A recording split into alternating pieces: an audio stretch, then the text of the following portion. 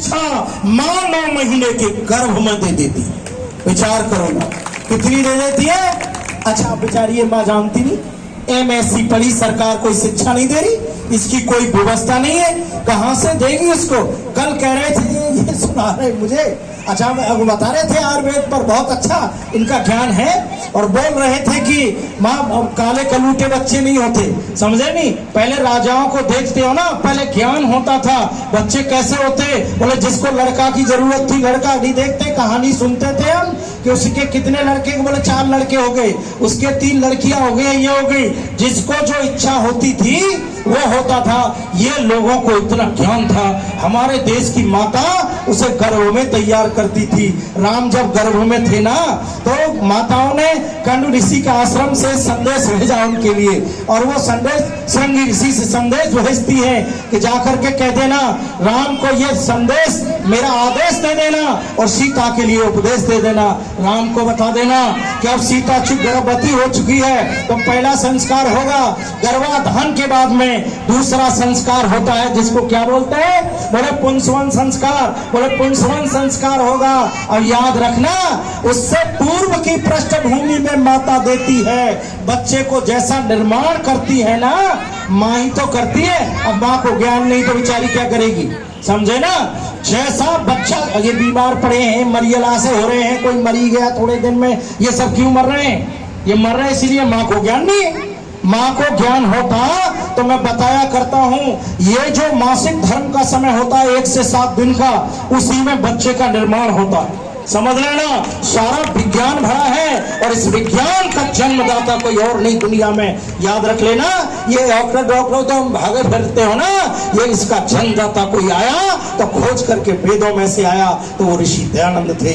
उन्होंने दिया दुनिया के लोगों, कैसे ही उनके अंदर वो दे दिया। उसके लिए माँ होती है, जैसे 4 दिन किसी को होता है पीरियड, किसी को 7 दिन, किसी को 1 दिन, किसी को 3 दिन, उस समय में माँ कैसे रहे ये उसको बताया जाता है। वो कैसे रहे, कोई गंदा चित्र ना देखे, आंखों से रोवे ना, आंसू नहीं निकले, कानों से जोर जोर की आवाजें, डीजे में आग लगा देना। ये लड़कियों के विवाह में ले, गधा भी डीजे ला रहा है, 2 पैसे नहीं है उसके पास में, वो भी डीजे बजा रहे जी, डीजे चले। ये कह रहा होगा ये अच्छा मेरे डीजे ही बंद कर देगा, समझ रहे ना। ये जो चल रहे हैं ना, इससे बोलो हान क्या हो रही है, बताओ क्या हान हो रही है। अच्छा बोलो, हवन में वेद मंत्र ही चढ़ाए जाते हैं, बोले जाते हैं, और हवन में केवल ओम स्वाहा कह करके 4 मन सामग्री चढ़ा दो तो शुद्धि नहीं होगी क्या? अरे होगी नहीं होगी, लेकिन पूरी नहीं होगी, क्योंकि हम दिन भर गंदे शब्द बोलते हैं। अब ये लोग कितने बैठे हैं यहाँ पर, ये कुछ ही लोग तो हैं, और जो लोग हैं जो बकवास दिन भर करते हैं, उनके जो गंदे शब्द हैं वो सारे ब्रह्मांड में आ गए हैं, और ब्रह्मांड में आने से उसका परिणाम निकल रहा है, हमारी बेटे बेटियों पर उसका असर है। तो मैं बता रहा था, माँ तेल ना लगाए, बालों में तेल न करे, कंघी ना करे, समझे ना। ये दे दिया, माँ कैसे रहे, बोले माँ के लिए दे दिया गया शांत स्वभाव उन दिनों में रहेगी, और उसके यदि माँ कानों से आवाज जोर जोर की सुनेगी तो बच्चा बहरा पैदा हो जाएगा, और बहरा ही नहीं हो जाएगा, जब तक रहेगा जिंदा तब तक उसकी कानों की शक्ति नहीं रहेगी, पहले ही चली जाएगी, समझ लेना। इसी तरह दिया, माँ आंखों से रोएगी, आंखों में काजल लगाएगी तो वो बच्चा अंधा पैदा हो सकता है, और अंधा नहीं हुआ तो उसकी आंखों की शक्ति जब तक जिंदा रहेगा तब तक नहीं रहेगी, पहले ही चली जाएगी, समझ लेना। चमड़े के रोग होंगे, अब ये बैठा बैठा वहीं कहने लगा नहीं, तू चुपचाप रहे, नेता है तू, MLA है, उतना ही धरे रहे, समझ रहे नहीं। एक अलीगढ़ का विधायक था, वो कह रहे जी गंगा जी का पानी इधर को आ रहा है, मैं तू कितना जानता है गंगा जी के विषय में, समझे। मेरे कान पे आकर के गंगा जी की व्याख्या करने लगा सारी की सारी, समझ लेना। मैंने कहा पता है तुझे, भारतवर्ष के अंदर मैं कहा करता हूँ कि ये सारे के सारे लोग जिसको पावन कह रहे हैं ना, अच्छा ये बता, भारतवर्ष इतना महान देश है, गंगा जैसी पवित्र नदी बहती है, तो कोड़िया सारे भारत में क्यों बस गए बताओ। यहाँ पर 51% कोड़ी है भारत में दुनिया का, और जो 49% है वो सारे वर्ल्ड के देशों में है। सबसे ज्यादा कुष्ठ रोगी भारत में क्यों है बताओ। गंगा जैसी पवित्र नदी है, यहाँ नहाने की तमीज नहीं लोगों में। अच्छा गंगा जी में रोक देंगे क्या? वहां जाके खजेला नहाए कोई तो रोक लोगे उसे, सड़ेला नहाने लगे उसे रोक लोगे? मैंने हर की पौड़ी पर देखा है पैरों से सड़े सड़े कुष्ठ रोगी वहां पी निकाल रहे हैं, जिनका हाथों से ये गिरता है ना, ये भागवत मराने वाला भी कमीना जिसने भागवत जैसी निकम्मी पुस्तक लिखी ना, उसका भी कोट सुचाता था, याद कर लेना। उस क्या नाम था उसका? हाँ देखो ये बता रहे, अरे मासा बता रहे हैं, ये जयदेव का भाई जिसने गीत गोविंद लिखा है ना, उसका भाई बॉपदेव था बंगाल का, उसने उसको बॉपदेव ने लिखा था। और जब मरा तो उसके हाथ कट कट करके कोष्ठ से कोड़ से गिर रहे थे। लोगों ने कहा तुमने तो बड़ा धर्म का काम किया है, कृष्ण जैसे योगी पर धर्म की पुस्तक लिखी है। तो वो पता है क्या कहता था? अरे इस देश के बेईमानों ने मुझसे इतनी गंदी चीज जैसे योगी पर लिखवाई थी, और जिस योगी पर यह लेखनी जिन हाथों से चढ़ाई थी वो हाथ कट कट के जा रही। समझ रहे ना? तो मैं आप लोगों से ये निवेदन करना चाहूंगा कि ये जो सबसे पहली चीज है हमारे यहाँ, हमारी माता इस तरह से रहे, और रहने के बाद अच्छा गर्भ के अंदर जब बच्चा आ गया तो उस पर भी जो संस्कार है, मैं सारे संस्कारों पर नहीं बोल पा रहा, लेकिन मैं इतना कहूंगा कि उस समय एक को तो सब जानते हो, अभिमन्यु ने चक्रव्यूह तोड़ने की रचना कहां से सीखी? बोले गर्भ में सीख ली थी। कहने का मेरा, मैं गर्भ में माँ तैयार करती थी, समझे? और ऐसी ही माँ ने एक बेटे को तैयार किया जिसने हिला दिया था दक्षिणांचल को। उसका नाम था, सारी दुनिया जानती है, छोटे से बालक को पता लगा वीर छत्रपति शिवाजी का नाम सारी दुनिया जानती है कि जिसने हिला दिया था। छोटा सा बालक माँ लेकर के चलती है, लेकिन अरे माँ तेरी तपस्या बेमिसाल है, तेरी तपस्या, इतनी बड़ी तपस्या कौन करेगा? इतिहास बताता है कि एक बार जिस कल में बता रहा था, 8-10 साल की लड़की थी, बेहद सुंदर जीजाबाई है, और जीजाबाई जब जा रही है तो मुल्लों का राज था। कठमुल्लों ने औरंगजेब का एक सेनापति उसके मुंह पर थूक देता है, और जैसे उसके मुंह पर थूका उसने विरोध किया कि बोले तुझे तमीज नहीं है, तुझे दिखता नहीं है, तो एक तमाचा और उसके गाल पर मार दिया। जब ये मार दिया तो बच्ची 10 साल की आई रोती हुई, और कहाँ आ रही है? अपने पिता से आकर के कहा, पिता से कहा पिताजी जो कठमुल्ला था उसने मेरे मुंह पर थूका, और मैंने जब प्रतिकार किया तो उसने तमाचा भी मेरे मार दिया। बस इतनी सी बात थी। बस वो उसने कहा बेटा लेकिन हम कर क्या सकते हैं, औरंगजेब के पास में बहुत बड़ी शक्ति है, हम उसका उत्तर नहीं दे सकते, कुछ नहीं कर सकते। बारे मेरे देश की बेटी कमाल कहूंगा, वो मन मार करके रह गई और शांत पड़ी रही, बस विचार करती रही, एक दिन आएगा मैं बड़ी हो जाऊंगी, मेरा विवाह होगा। और हर लड़की चाहती है कि मेरा विवाह नचकइयों से ना हो। आज के जो हो रहे हैं ये पहाड़ी मारने वाले, जब ही तो नचकइया पैदा हो रहे हैं, ये गर्भ में मोबाइलों में निकम्मी चीज नाचने वालों की देखती हैं, और जब उनको देखेंगी तो ये नाचने वाली संतान तो पैदा होगी ही। मैं आपसे निवेदन कर रहा था, उसने बड़ी हो गई, उसका विवाह हो गया, और विवाह होकर के जब पहुंची बड़ी प्रसन्न थी, मेरा पति बहुत बहादुर होगा और मैं अपने पति को सारी बात बताऊंगी। उसने कहा पतिदेव मैं बहुत दिन से, मैं जब 10 साल की थी मैं विचार करती रही कि कैसे ऐसे ऐसे एक मुल्ला ने मेरे ऊपर थूका। पति ने कहा तैने अपने पिता से नहीं कहा?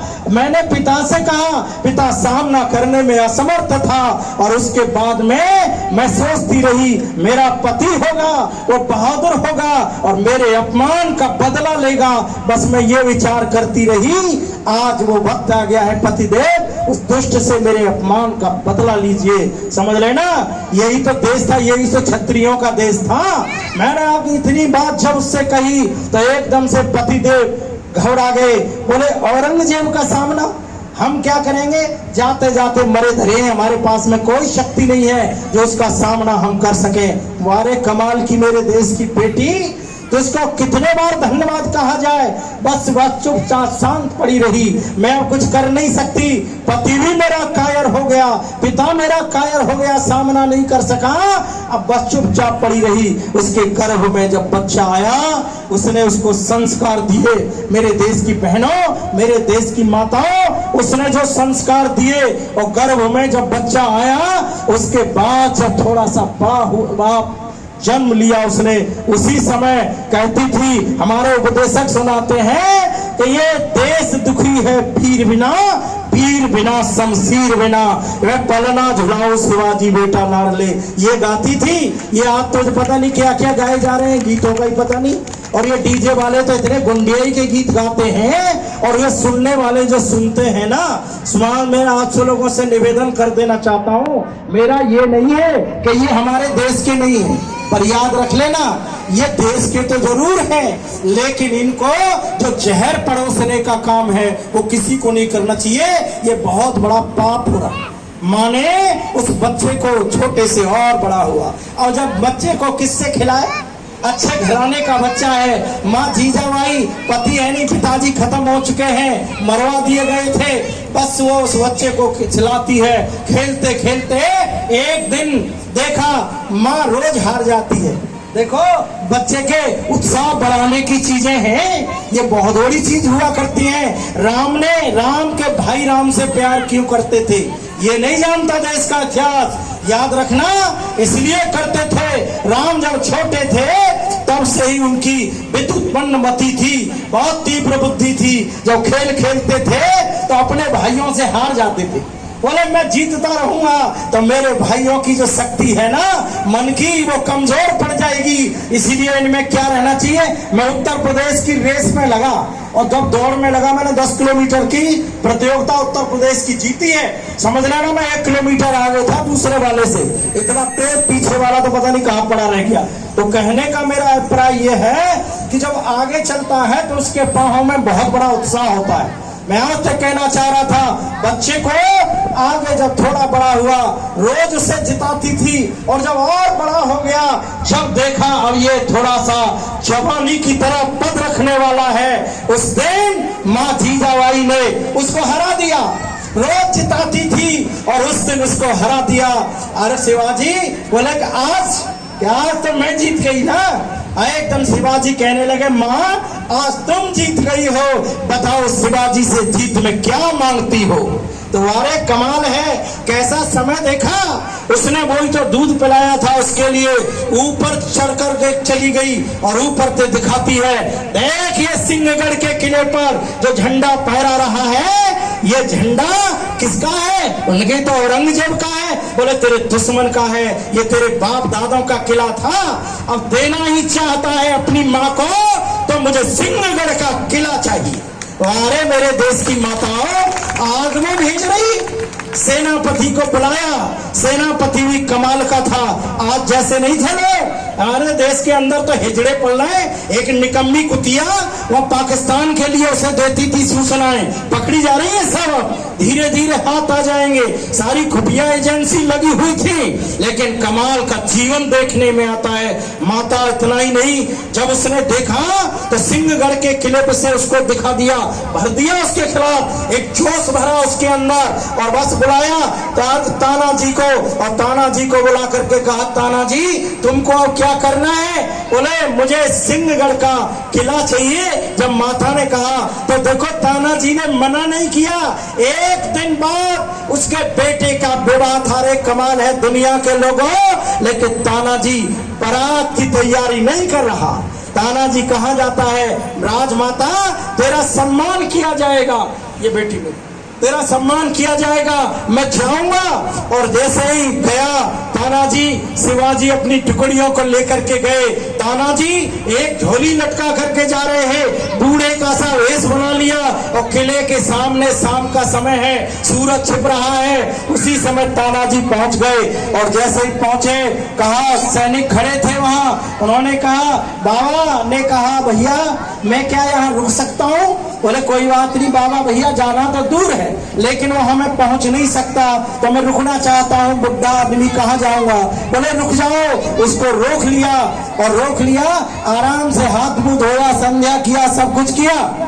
बाबा ने देख तेरे पोटली एक तरफ रख दी, पूछा सैनिकों ने कि बताओ बाबा इस पोटली में क्या है? कहा बेटा पोटली में लड्डू है। मैं जा रहा था वहां तो वहां भी बच्चे हैं, वहां के लिए लड्डू को तो लड्डू हमें नहीं खिला सकते, उन्होंने कहा तुम भी खाओ। अरे मेरे तो तुम भी बच्चे ही हो। सारे सैनिकों को निकाल करके पोटली में से लड्डू बांट डाले और कहा भीतर भी बांट दो, कोई बाकी न रहे बाबा के प्रसाद से, सबको बांट दो, जो शेष बचेंगे उन्हें ले जाऊंगा। सारे लड्डू खिला दिए और जब नशे में हो गए, जब लौटने लगे, कोई गिरने लगा, बैठने लगा, एकदम सायरन बजाया, शिवाजी झाड़ियों में से उठकर निकल कर टुकड़ी लेकर के आ गया और जैसे ही आक्रमण बोला, सारे लोगों को मार काट करता हुआ और ध्वज को काटा, किले में कूद पड़े और पूरे किले पे कब्जा करके झंडा अपना टांग दिया। और बस उसके बाद शिवाजी कहते हैं, ऐ सेनापति और मेरे मुख्य सैनिकों, देखो वो कठमुल्ला सेनापति कौन सा था जिसका नाम मां ने फोटो बताया था, ऐसा था। उस कठमुल्ले को देखो, उसको मुझे माँ के लिए तोहफा ले जाना है, उसको मारना मत, उसको शकल से देखो। बस उसको देखा, वो भी नशे में पड़ा था, बस उसको भी ले गया। इसको जाकर के घोड़े पर डाल करके शिवाजी ले गया, अपने सैनिक वहां पर हावी कर दिए, सबको जाकर के उस कठमुल्ले को जाके माँ के चरणों में डाल दिया माता, लेकिन तानाजी मारा गया। कमाल का था, कहा माँ ये तो वही कठमुल्ला है ना, मैं उसी को लाया हूं माँ जिसने तेरे मुंह पर थूका था, समझ लेना। और जिसको थूकने वाले को अब इसको दंड तो मेरी राजमाता देगी, मैं इसको दंड नहीं दे सकता था। इस देश के लोगों, मैं आपसे निवेदन करना चाहता हूं, जब पहुंचे राजमाता को पता लगा तानाजी मारे गए, राजमाता बहुत रोई, बहुत रोई। और शिवाजी ने कहा माँ कुछ नहीं, गढ़ तो आया पर सिंह चला गया, सिंह चला गया, गढ़ आ गया है। जब ये कहा ना, माँ रोई। माँ ने जब समाचार पता लगा कि इसके बेटे की अगले दिन विवाह था, तो राजमाता ने आदेश दिया सारी राजधानी में कह दिया जाए कि उसका जोर शोर से विवाह करने का कार्यक्रम राज्य की तरफ से होगा। जब राजमाता ने विवाह कराया, मैं आपसे ये कहना चाह रहा था, ये क्या थे? ये सारे के सारे जो संस्कार थे, ये किसने दिए? बोले मां भर रही थी। तो ये आपका दायित्व होता है, मां पहला है। बात बहुत लंबी है इस पर, क्योंकि समय भी उतना है, तो मैं आप सभी से यही निवेदन करना चाहूंगा। एक रात्रि का प्रोग्राम रह गया है और उसको भारी संख्या में आकर के, हाँ अच्छा ठीक।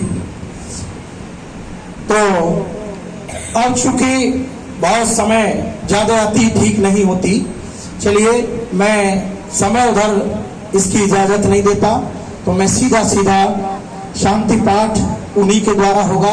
हमारे बीच में ईश्वरी सिंह जी जो आज के अध्यक्ष बनाए गए, और उनसे मैं प्रार्थना करूंगा कि आ जाए। बहुत उनका जीवन भी बड़ा तपस्वी जीवन है, तो मैं चाहूंगा उनकी तपस्या में से दो आशीर्वाद के शब्द हम लोगों को भी मिले तो बहुत अच्छी बात है।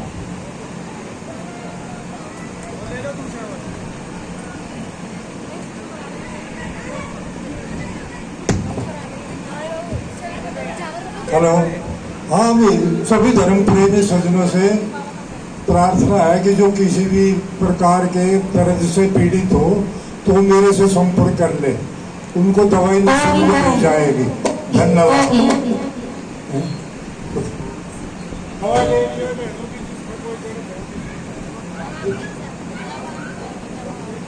हाँ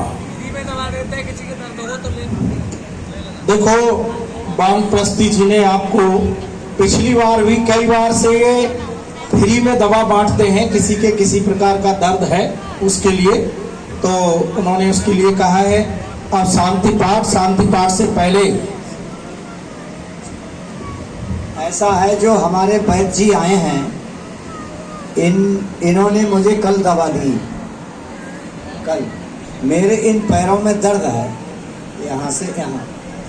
तो वो इनकी दवा, वो भी मैंने, इनने कहा पूरी पुड़िया खाना, तो मैंने आधी पुड़िया खाई, तो मुझे आधा दर्द घट गया। अगर हो सकता है कि मैं पूरी पुड़िया खा लेता तो पूरा ही दर्द घट जाता। तो इसलिए इनकी दवा जो है वो जादू है। और शाम को हम थोड़ा सा आयुर्वेद भी बोलेंगे। हाँ, मैं हो सकता है 8:45 बजे में चला जाऊंगा और फिर कल फिर आना है मुझे तो यहाँ। तो ये है, उसके बाद इनका और आचार्य जी इनका खूब लंबा चौड़ा रहेगा, इतिहास सुनाएंगे। चलिए, और भारी संख्या में आप सब लोग आना। आओ शांति पाठ। अरे तो ज्यादा हो जाएगा ना, मेरा समझ जाएगा। ओम दौ शांतिरंतरिक्षं शांति पृथिवी शांतिरापः शांतिरौषधयः शांति वनस्पतयः शांति विश्वे देवा शांति ब्रह्म शांति सर्वं शांति शांतिरेव शांति सामा शांतिरेधि। ओम शांति शांति शांति। ओम जो बोले सो बहे। भारत माता की जय। गौ माता की रक्षा हो। ऐसी स्वामी दयानंद की, मर्यादा पुरुषोत्तम राम की, जय। योगीराज कृष्ण की, जय। विश्व के आर्य हिंदुओं की, जय। देश के वीर वीरांगनाओं की, जय। आर्य समाज मर रहे, वेद की ज्योति जलती रहे, ओम का झंडा ऊंचा रहे। जो बोले सो है। सत्य सनातन वैदिक धर्म की जय। सबके लिए वैदिक अभिवादन, नमस्ते, बहुत बहुत धन्यवाद। रात्रिकालीन सभा बल्कि 7:45 बजे से ही शुरू हो जाएगी। आप तैयार होकर के आए, शीघ्रता से समय है, खाना पीना खा के नित्य कर्म से आइए। धन्यवाद।